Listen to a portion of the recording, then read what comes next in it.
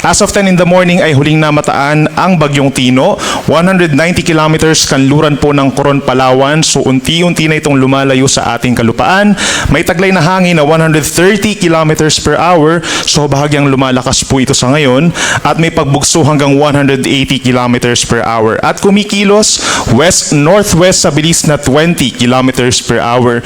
Kung mapapansin po natin, yung kabuuan ng bagyo nakakaapekto po dito sa malaking bahagi ng Mimaropa and some portions of Western Visayas and Negros Island region.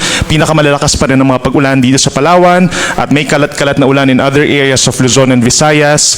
Kabilang na rin dito sa may Northern and Central Luzon. Kung mapapansin po nila yung buntot ng Bagyong Tino, nagdadala rin ng mga light to moderate rains sa areas ng Northern and Central Luzon.